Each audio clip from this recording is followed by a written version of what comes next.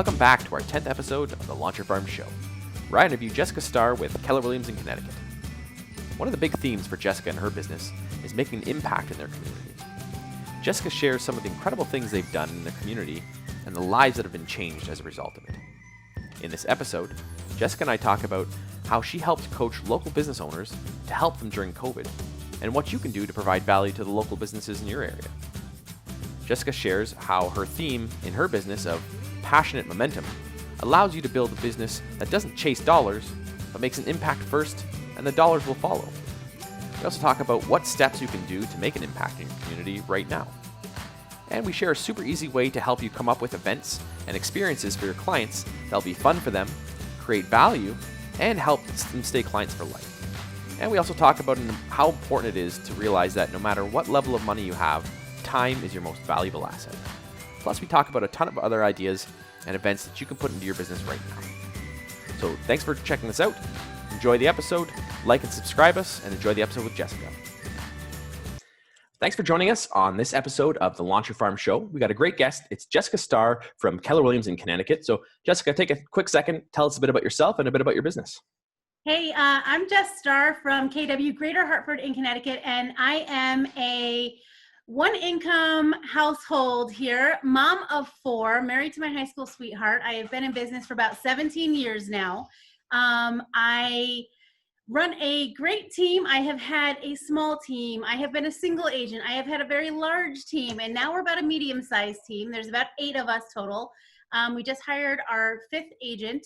So brand new agent. So really 4 of us in production right now, and 3 admin.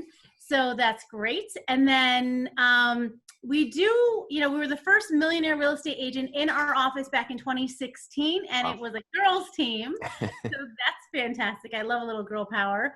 I am an investor. I own multiple investment properties, and from single families to multifamilies. I give back in my community a big way, and I'm a big onion. So go ahead and ask me lots of questions. Awesome. Appreciate it. Well, you come highly recommended from Jenny. She was a past guest of ours, so she said you would be fantastic on the show. So I'm excited to dive in and find a bit more about what you're working on, what you've worked on, and what's worked for you guys. So let's go back to the beginning then. You said 17 years in the business. So yes. What did it look like for you to transition to real estate? And then how did that kind of first years look like for you?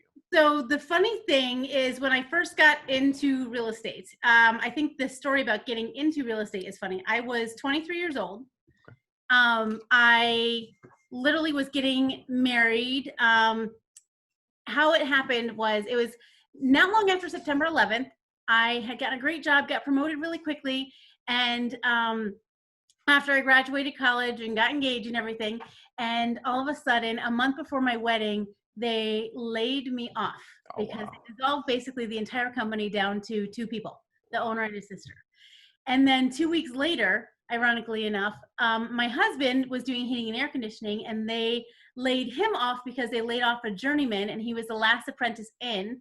He was going to school part-time and being a full-time apprentice for heating and air conditioning. So both of us lost our jobs within 2 weeks of our wedding at 23 and 26 years old.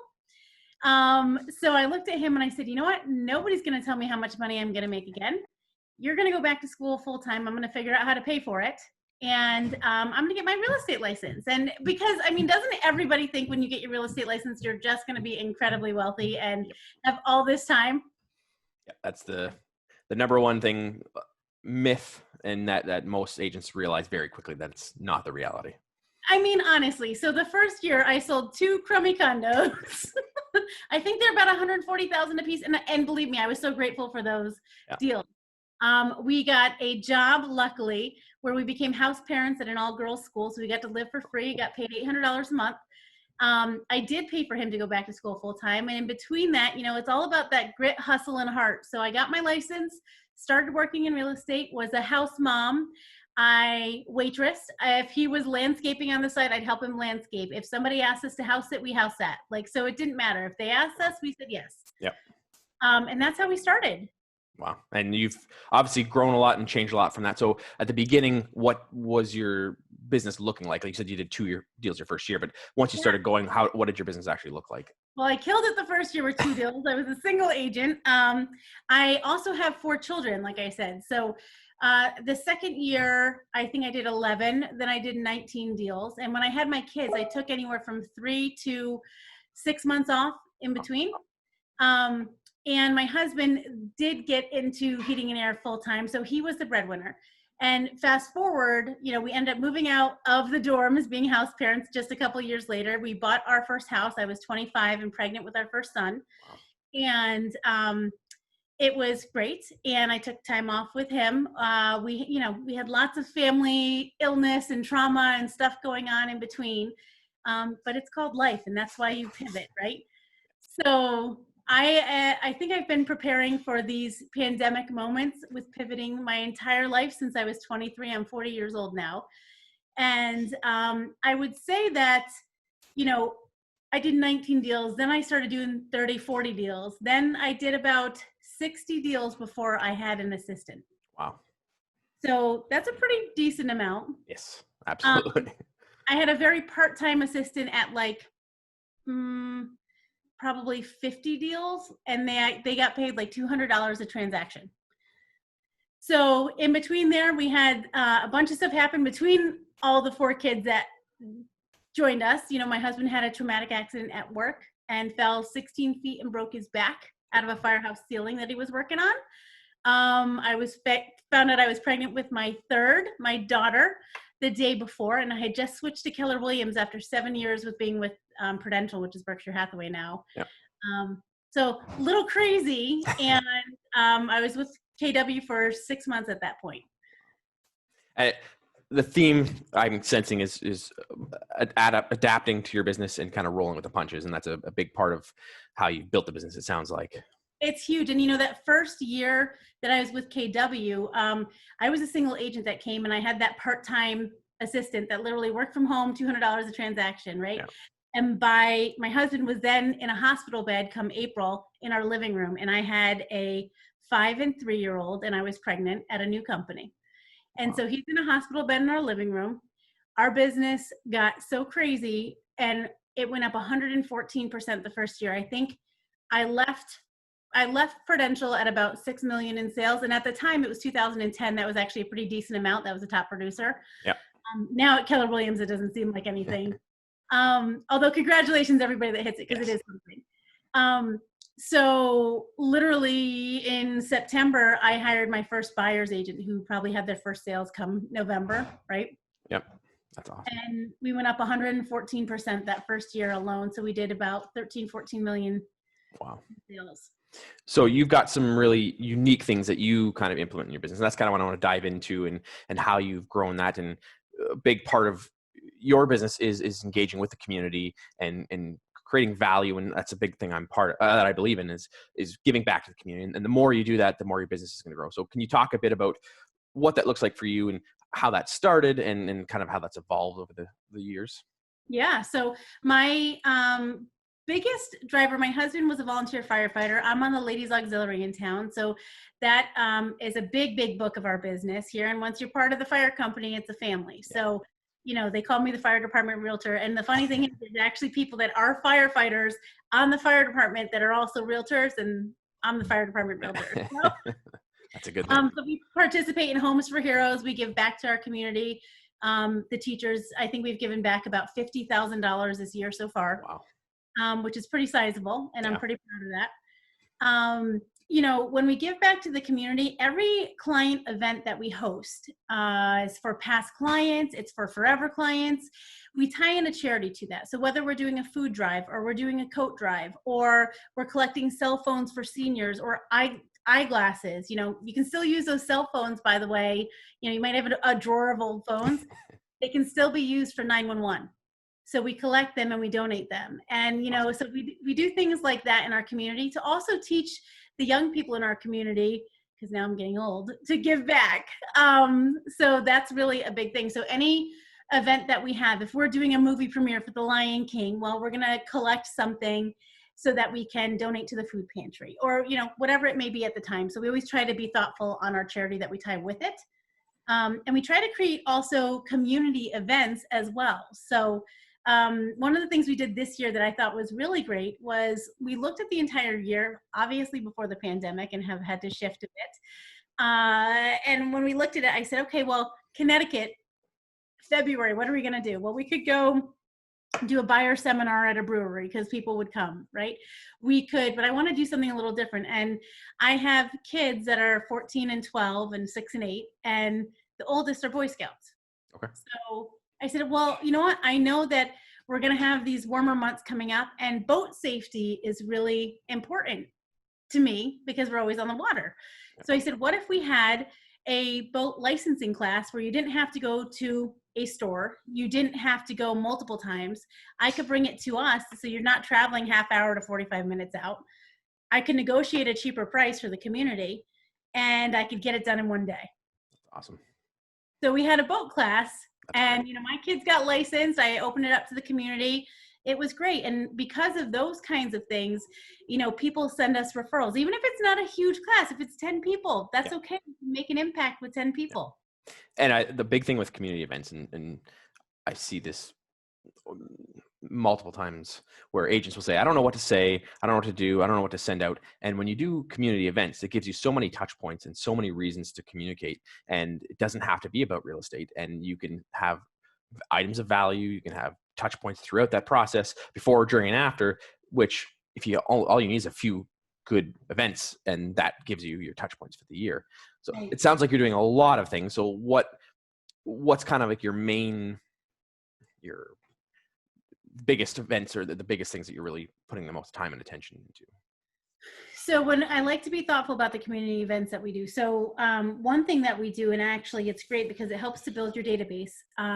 We started this a few years ago. We actually bring in a TSA pre-check van, and we bring it in for 3 to 5 days, depending upon their availability, twice a year preferably. But I've done enough of these now that other agents have caught on, so I don't get it as often.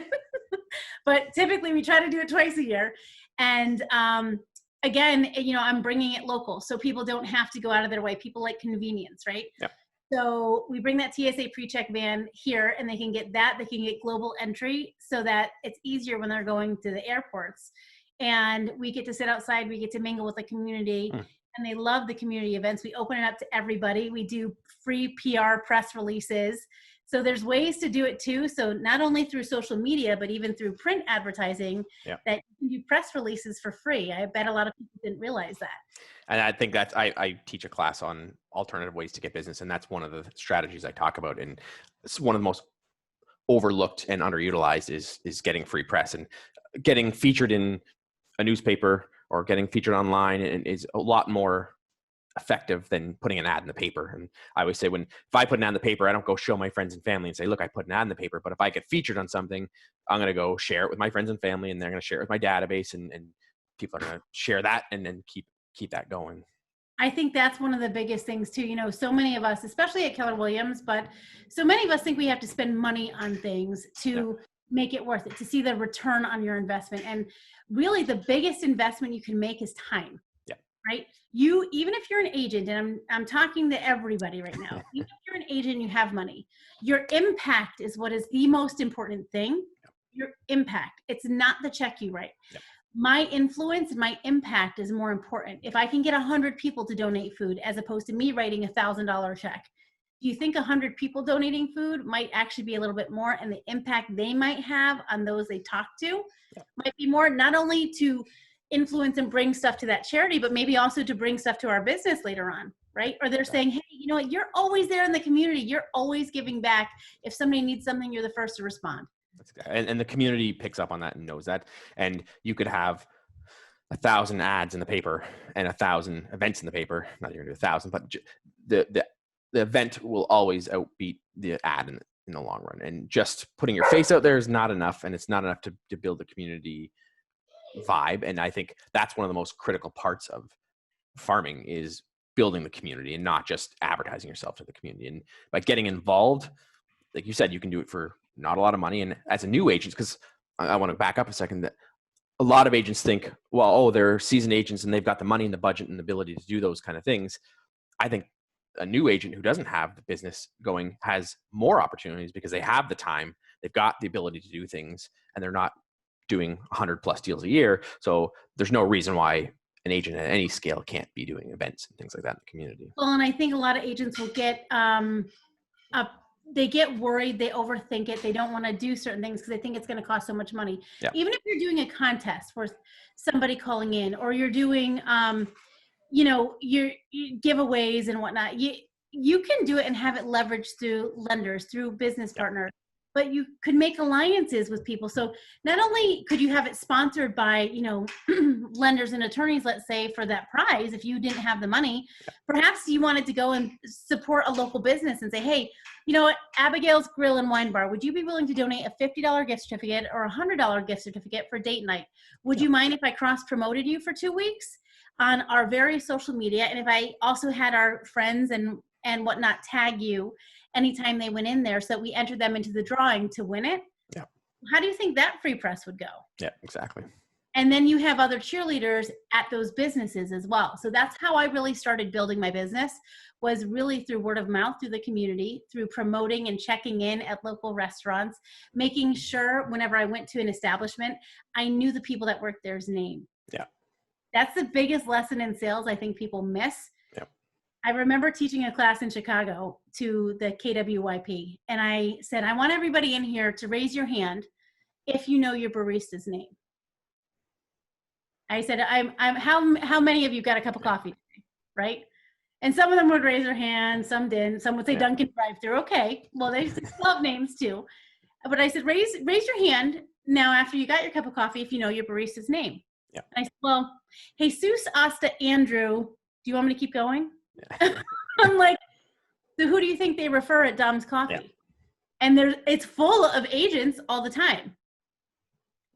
I make it a point to know their name. I make it a point to promote them, and without the thought of getting something back. Exactly. And that's the critical part of it, is giving first, promoting them, and then by you sharing their business, by you sharing what they're doing, they're in return going to do it back, and usually in greater amounts because they felt the love first, which is a big part of it. Well, and because of that, so when this pandemic started, we started a group called Stand Up to COVID-19 Support Connecticut Business. So I started doing business spotlights every Thursday night. And, Asta and Andrew, who own Dom's Coffee and Cheese Shop in Avon, Connecticut, I had as one of my guests on there. And, I have gotten so many thank yous and people now going there and helping. They said a bunch of the people that we featured on there have said, hey, if you didn't start this group, if you didn't do this, we probably wouldn't be in business. Wow. That's incredible. What kind of impact are you making in your community? Yeah, once you make an impact and people can think of you for other things besides just real estate, don't worry, they'll think of you for real estate too. And that, it's a great point that you said. It's not just about real estate. It's they can connect you with other people who then can connect you with real estate, and it's building that network of people that really is the value. And it's not the transaction itself. The value. I mean, the transactions will come, but building that connection and those networks is really going to grow your business more than just trying to get a transaction out of it. Exactly. I think it's important, like you said, is focusing on those businesses and helping them. And I've said this many times since COVID hit, that I think the opportunity is, we've got an opportunity that we've never had because of COVID, to go back and support local. And in the past, no one really thought about, not as many people thought about the local businesses. They didn't think about who they were supporting. They just went on, did their thing. And then now I think our society is going back and really relooking at what's important, relooking at supporting those local companies and those local people. And I was just sharing this the other day that a lot of agents who aren't quick to adjust and quick to adapt are going to go, well, what I did before isn't working, so I can't think of anything to do. And the opportunity to me is in helping small businesses, because they're either about to not be in business. So if you can make a difference and you can help them, they'll be internally indebted to you, and you can really make a difference in your community. And I just think there's so much opportunity. You're literally changing somebody's life. We had a client, they owned Luna Pizza, and wonderful, wonderful people. We had their house for sale, and it was, every deal now seems like it takes forever because It's together. It falls apart. There's an appraisal issue, which there shouldn't be, but the appraisers are losing their minds too. So, so we put it back on and got more than we did last time, and it appraised miraculously. So, but the funny thing was, the pandemic hit as we put their house on the market. They own a pizza shop. Connecticut closed a lot of the locations and how you were able to serve, or you could only do pickup, so they were pivoting. And I always loved their social media presence and what they did. And my heart just started thinking about other business owners and how they might not be as blessed as we are at the company we are so blessed to work with.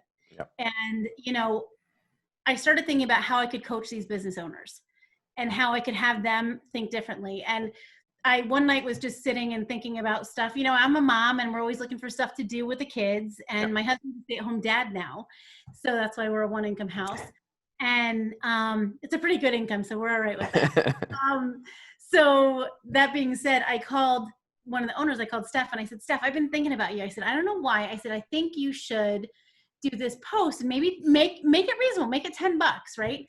But have people pick up. I said, it's not going to cost you anything because you're not putting it together. So you already have it pre-made. I said, have them pick up a make your own pizza box.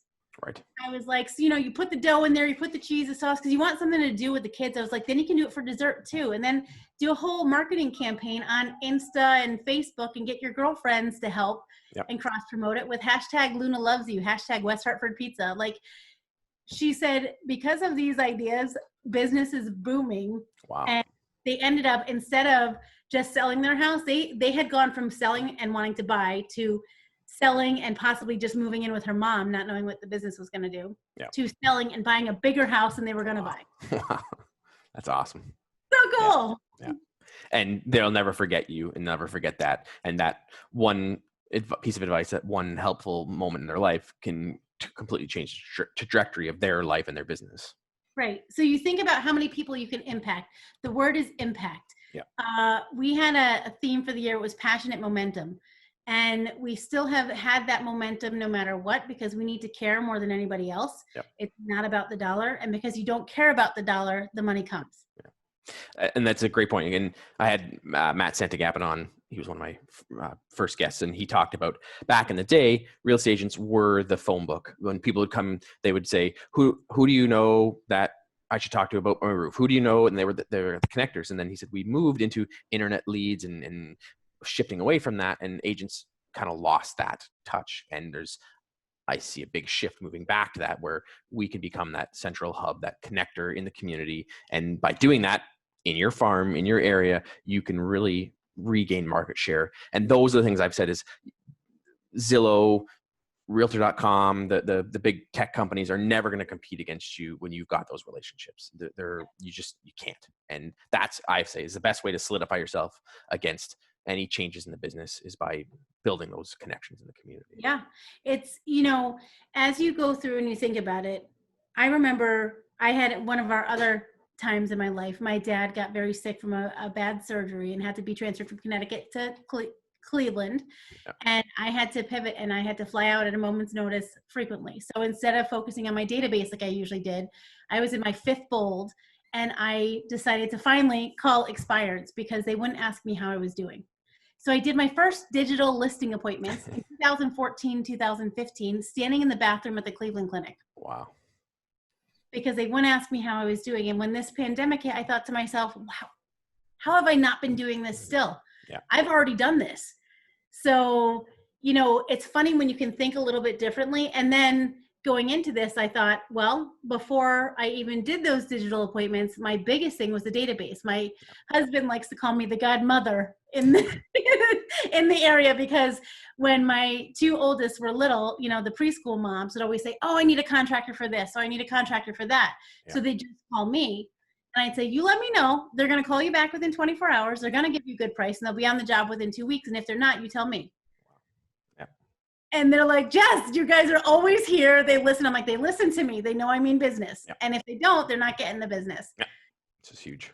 But we work with great contractors, and I'm blessed to live in a small town and a small community. So being community-based and supporting local has always been at the heart of my business and at the heart of what I've done. Yeah. And it's enormous. So we always try to promote that to our community. And if we're doing an event, we make sure we keep it local. Yeah. and we're not outsourcing, so that when we're getting products, we're not ordering them from overseas, we're ordering them from the local guy here. Yeah.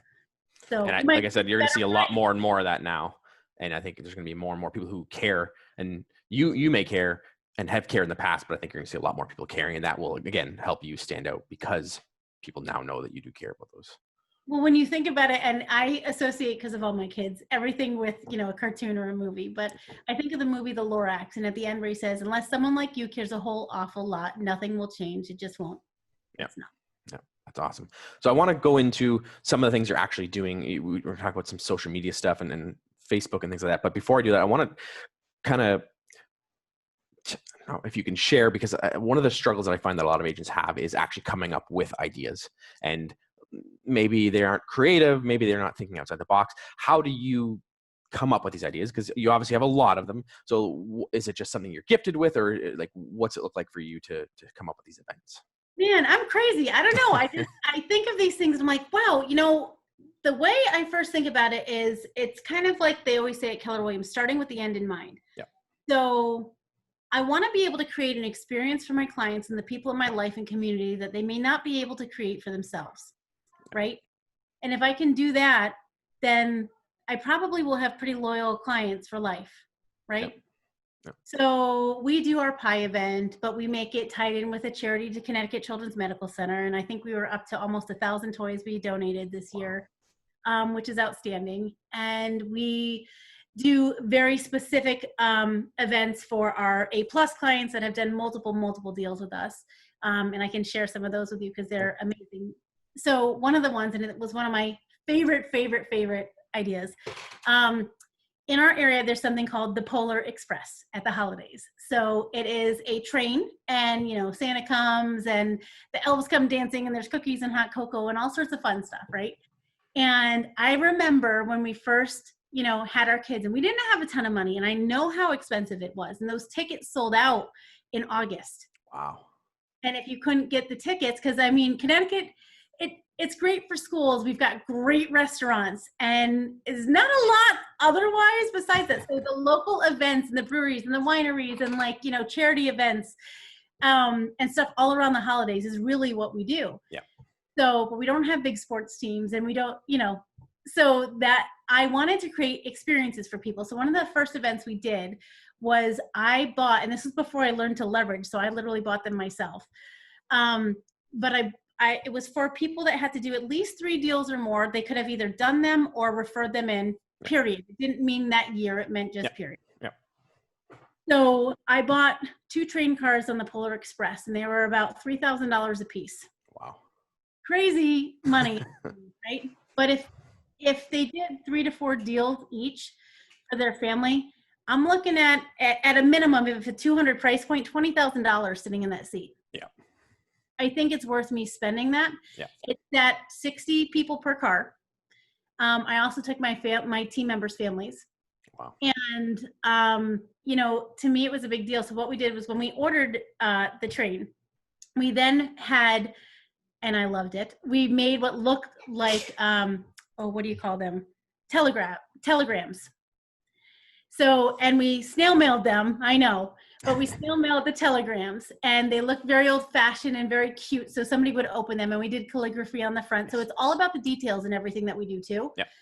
So people know that. So they opened it, and then what we did was we had them call back in, and when they called in, we got the sizes of all their kids. So a week prior to the event, we hand delivered pajamas wrapped up beautifully for their kids, and they were to wear them on the train. And when they came on the train, we had a photographer on the train taking pictures of their families and giving them a book. And then they literally afterwards, we also sent them a glass ornament with a picture of their family in it and said, we couldn't thank you enough for your support. That's awesome. The thank yous we got from everybody was just unbelievable. And, now it's like just such a favorite event, and we haven't done it every year, which we will start doing again because we've mixed in some other events. Yep. Yet my kids, when we go to the Polar Express, are like, when's everybody coming, Mom? So, it's always the event that's still talked about, which is so great. And it not only for their experience. It's an awesome experience for you to see Oh, that and to have that memory and have those people to talk about it. And you can see that the passion coming out of you, just the excitement that from putting it together. It's yeah. got to be awesome and rewarding for you to do that. Oh, you know what? The thank you notes I got from people were like, we would have never been able to afford this or create this experience for our kids. Thank you Yeah. for doing it. Yeah. And yeah, they'll never forget it. And they'll never forget you. And that's the key. Yeah.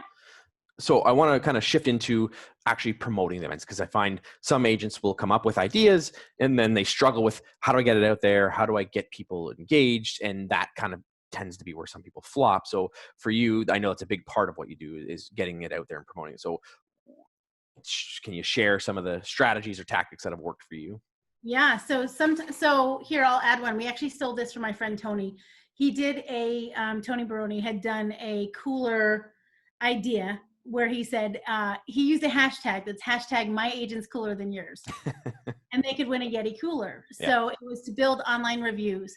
So what we did was we ran this contest a month before our client event, so they could also earn stuff at the client event, but we could have outside people do it too. Yep. And we of course brought a computer so they could do those reviews at the client event and earn it too. But it was a $300 Yeti cooler that was branded that they could earn. Yep. So we promoted that on social media. We did flyers, we did mailers, we did a newsletter, we did Insta stories and Facebook stories. I did Facebook Lives, and the team members did it as well. And guess what? Insta stories, Facebook Live, your fan page and your personal page. By the way, you're going to get more on your personal page than you will your fan. Yeah. That's all free. Yeah. And a newsletter you can send via email, MailChimp. You can even do it through command. So, and there's so many other resources, whether you're at KW or another company, that you can use to send these things out. That's so great. Yeah. We used Constant Contact before too. So I think, you look at these things and you just have to be consistent. It's boring to be consistent. It right? is. And I think the important part is having the database to begin with. And if you don't have it, that should be your first step to grow that. I share a story when I've moved 3 times in my career for real estate, like actual locations, and moved to a new area. Didn't know anyone in the area other than the girl I was dating. And I was looking for things to do, and there wasn't a lot of places to find what to do. So I ended up creating this blog called 52 Things to Do in Durham Region. And I started showing weekly what to do. And the point is that I created this list of people who I had 200, 2,300 people who were following this blog. But then the value that came out of that blog or that list was huge. Then I had people coming to me and they were wanting, can you promote my events? And then I was part of an organization, and then we used my list to get people there. We had an Oktoberfest, and we had 450 people there, and 150 of the people were from my list. So Yep. The value of really building that list, and it takes time and it takes effort and work. But when you truly build a solid list of people, whether it's in your farm or your past clients or your database as a whole, that makes the promotion of these events so much easier. But you still have to start small. And I would say you still have to start at something. You have to start somewhere. And I think the thing is, people get so overwhelmed. Like, if you're a mega agent and you have a huge business, maybe you haven't, I didn't have everything perfect. Yep. Right. And so I was always kind of shaming myself because it wasn't perfect. And Jenny is awesome, and she's a dear friend of mine, and I didn't have it touched as often as I thought. I realize I do now because of how I do social media and everything too. But, I didn't have it as systematically touched in my mind as I saw other people doing. Right. And yet, if you're a brand new agent, start off with 20 people, your 20 closest friends and family. Start off with them. Just start sending a monthly newsletter. So there's plenty of blogs you can do from Homekeeper for free. Get them on that. Make sure you have all their contact info. Put it in an Excel spreadsheet or, a Google Drive spreadsheet that's always with you. So no matter what, you have it. And then, you just start building slowly from there. If you're like, hey, I can't have a client event. I've had like 5 clients. Well, why not just have a happy hour appreciation with your favorite attorney, lender, and them? Yeah, exactly. If you don't think you have a ton of money, I'm sure that those two will split the cost of that for you. Exactly. And evolve with the size of your database as well. You can do events that are small that have the potential to scale large, or just do small to begin with and then grow as it goes. A friend of mine, he's an agent. Sorry, I would say the one thing is, when you're starting with your database too, Ryan, as to the new agents out there, you know, a lot of them will say, hey, I don't have any listings, or how am I going to do this? And I remember somebody saying like, oh, well, how many listings do you have? Or how long have you done this? And I'd go, oh, it feels like forever. And I just keep, Yeah. right. Yeah. I never answered. I just said it felt like forever, and they didn't think to ask. So just be confident in your response. Yeah. And a lot of people think that the big events are the things that are going to wow everyone. And it can be, but those small intimate events can be more impactful. So I have a friend of mine who's in Toronto, and he's an agent, and he does agent to agent events. And once a quarter, he'll do a dinner, and he invites 20, 25 agents, and he kind of switches it up every quarter, and it's exclusive invite only. It doesn't cost him anything because he just sets it up. We pay for our own meal, and then it's just this close networking event. I've had better connections and better relationships happen in that one meeting there than if I went to just some giant event. So you don't have to be this grand 1,000 people showing up to your event. You can have these small things, and it doesn't have to cost you a fortune. You know, and I think that is actually a really good point. The bigger that we get with the teams, and my team has gotten up to 17 members before, and it wasn't as profitable, and it wasn't as successful in my mind for many terms. And I always want that Disney level service. So we want to give that high touch service, high detailed service to everybody that we have. And we weren't able to do it at that level with the people that we had. So it probably wasn't always the right hire. Yet, you know, I think as we get bigger and bigger, we think we have to do these massive events, and you lose the intimacy of talking to people. I'd rather see more events with less people, because you can make more of an impact. Yeah, exactly. So one of the struggles I find that agents have with events then is I don't know if I wouldn't say it's guilt, but they feel bad. How do I ask for business? How do I transition that? And then they have a hard time doing an event and then tying it into real estate. How have you gotten business from it? Or how do you kind of set it up so that people are getting you business? Or do you do that intentionally, or is it just kind of a byproduct? Well, if people are going to your event, they're going to know. Like, hey, you do real estate, right? You know, you could be doing an event and say like, hey, I'm doing a moms and mimosas for Mother's Day. Come get your toes done. Come get Manny on us and moms and mimosas, right? So, so that also cuts down on the number of people. So you're not having the whole family. You're not having, right? So think about how to do it smartly. You probably can get a discount from the salon. You could say, hey, what's your slowest night of the week? Would you open it late for us? You know what I mean? So be smarter about what you're doing to help build that business, to help cut down on some of your costs as you're doing it. If they're coming, why not make branded flip-flops? Or why not, you know, do something cute for them, make a little gift package. It's all about the details. So we did a family fun day that was awesome last year. I'm hoping we might be able to do it this year. I don't know. And we went outside to this orchard, and it was awesome because I think it was like $8 a person. And we had grocery bags made because in Connecticut, they started charging for grocery bags. So I had branded grocery bags made. And then we put some swag in there and everything like that too, that we had donated from our lender and attorney that was helping to sponsor it. And, you know, it was great. So we had 100+ people that came. It was a corn maze. It was pumpkin picking. It was jumping on equipment. It was pedal cars. It was food trucks.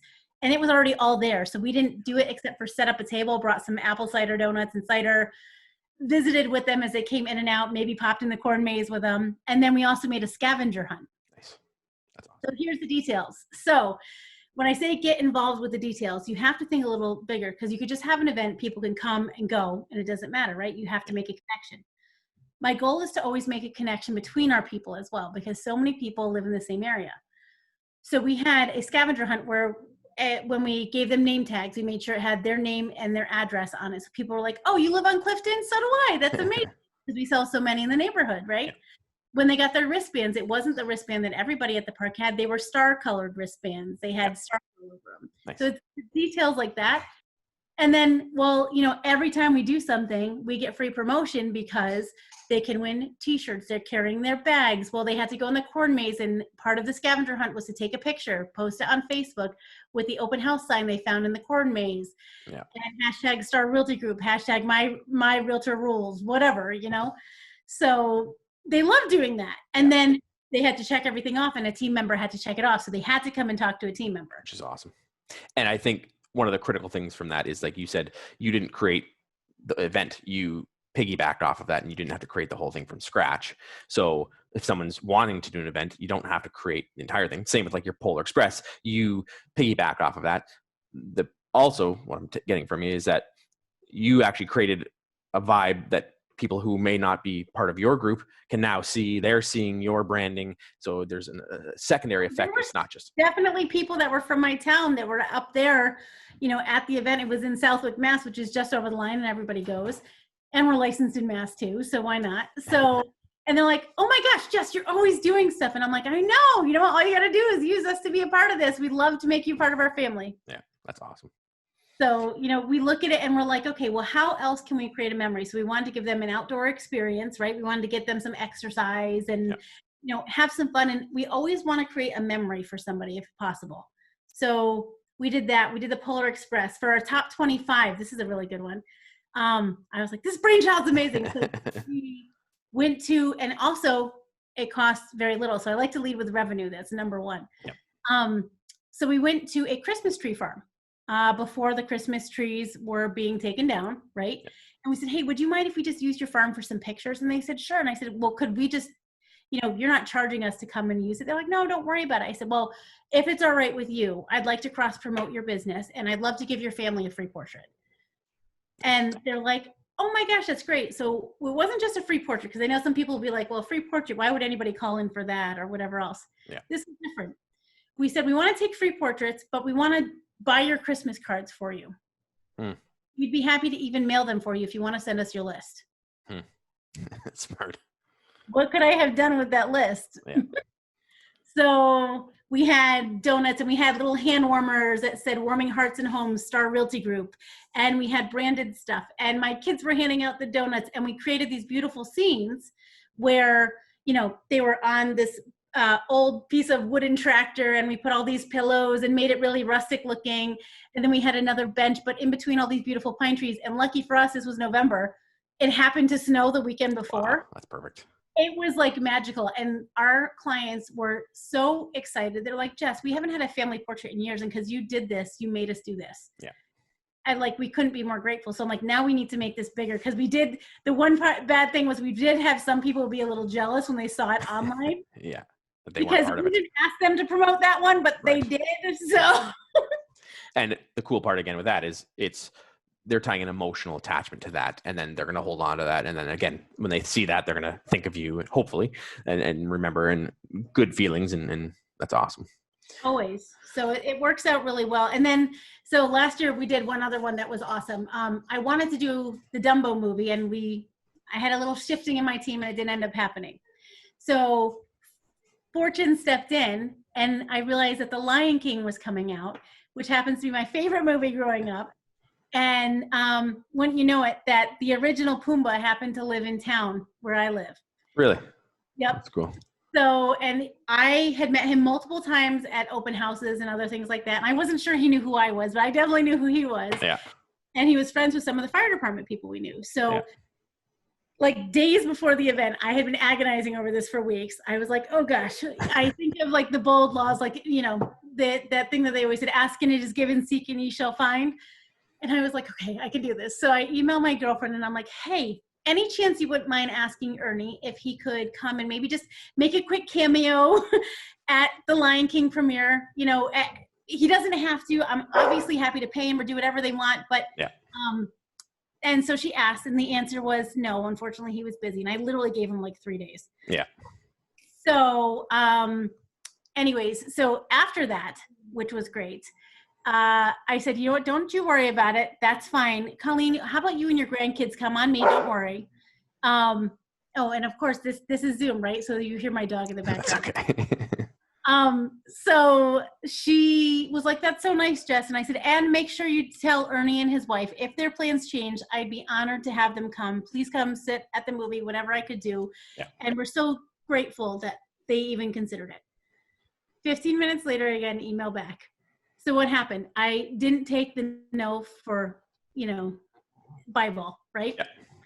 15 minutes later, they emailed me back and said, you know what? Plans changed. Ernie would love to be there. He can't wait to. That's awesome. So guess what happened? he walked in, he was the first one there, and he goes, Jess, it's so great that you decided to reach out to me. He goes, I know you always talk about being the Disney of real estate. And fortunately, Cheryl and I need to sell our house, and you're the only one we want to do it. Wow. I was like, I'm going to cry. Yeah.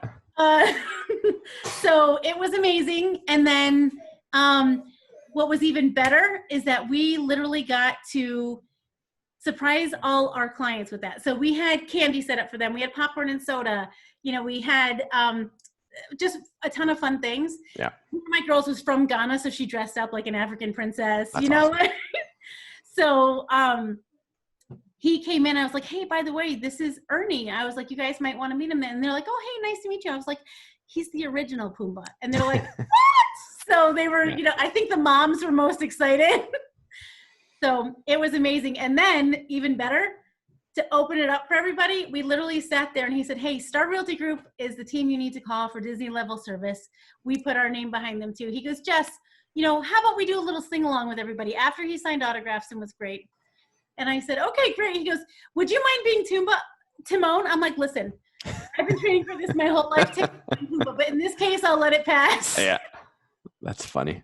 That's awesome. And again, what I'm getting is the opportunities that come from when you're not just being transactional. And so many agents just do the typical real estate stuff. For you, you've created these events, you've created an atmosphere and a culture in your team that has allowed you to experience things that no one is ever going to experience unless you're involved in the community. And it's obviously impacted your life and impacted what you do and impacted the community, which is fantastic. That's who gets to sit next to Pumbaa watching Pumbaa? I mean, honestly, and singing with him. Yeah, that's awesome. And if you're just doing real estate, you never would have had that experience if you're just worrying about it. So wrapping up, what's one piece of advice that you would give our viewers if they're thinking about getting into community events and giving back to the community? Don't let somebody's no intimidate you. Always go for no, because the more no's you get, you're closer to a yes. So I think there's a book called Go for No, and it's 20 no's to 1 yes is what they say in that book. And I always think of a no as a maybe. So, you know, if I didn't, I wouldn't have pushed to still have Pumbaa come and hang out. And we have so many other instances where that's happened, and so many lives we've been able to change and impact because of the community events and the charities that we have given to through the client events and through the community events. Because every client and community event, we tie a charity, no matter what. So from dollars to donations and, you know, food, commodities, whatever it may be, and time, it's really made an impact. And I would encourage you all to think of how you can make an impact, not how it's going to impact you. Yeah. Because the secret sauce that nobody tells you is the reason for living is giving. Yeah. And you don't think you can give because you don't have the money yet. You can always give. It just doesn't necessarily mean it is the money that you're giving. Yeah, exactly. I would say you're giving time, energy, or money, and you can give one of the three or all of the three depending on where you're at in your business. Right. And time is our most valuable asset. So if you're smart and you realize that, you'll know that no matter what level of money you have, time will be the one that's the most important. So awesome. That's my lesson for you. So just keep going. Don't let somebody tell you no. It's just like Dory says, just keep swimming. Exactly. So one of the segments we added in recently is the best book section. So what's one book that you would absolutely recommend to our viewers?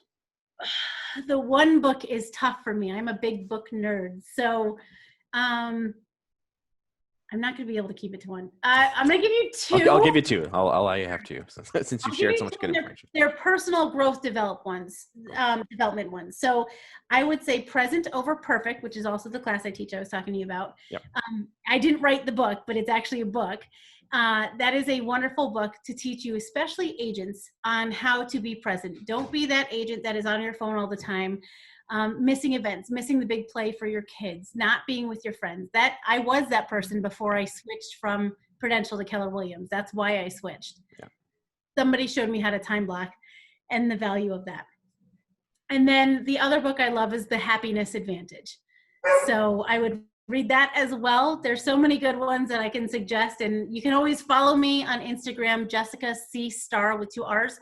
I always post the books I'm reading in a list. So every year, I know a lot of people make their book lists after what I post on there. But I'm very thoughtful about what I pick and how I pick it. And that was the last question, was how can people find out what you're up to, and how can they connect with you then? So Jessica C. Starr with 2 R's is my personal Instagram. Otherwise, Starr Realty Group, 3 R's in a row. CT is the team Instagram. We are also facebook.com/Starr Realty Group or starrealtygroup.com. We cover a large area in Connecticut. My team members are located throughout the state, which is great. There's only a couple territories we don't cover just yet. So if you have a Connecticut referral, call us first. And if we don't cover it, we'll make sure we connect you with who does, so that they're going to get service to the best of their ability, and that they are taken care of, and also that you get paid your referral fee. Exactly. And we also cover Lower Mass. It's a few towns in Lower Mass as well. Awesome. And the clients that you refer might end up on the Polar Express, so that's a bonus there as well. Your clients will be so thrilled. They will be clients for life, I promise you. We are the highest referred team in the state, which is amazing. We have, I think it was 38% of our business was by referral. Wow, that's fantastic. That's awesome. Yeah. That's huge. Well, I appreciate you being on the show. You've created some awesome value for our listeners. You lived up to what you do, which is giving the value and providing awesome advice and tips, and that's fantastic. So thank you for being a guest on the show, and I know our listeners are really going to appreciate this. Well, I'm so happy you had me. Thank you so much, Ryan. It's been great. And keep listening to your podcast. You're doing great things and giving back to the community. We need more of that. Awesome. Thank you. Thanks for checking out today's episode. If you'd like more videos like this, be sure to like and subscribe to our YouTube channel. Check out our Facebook page and our other social media channels. Looking forward to bringing you more great content like this, and happy farming.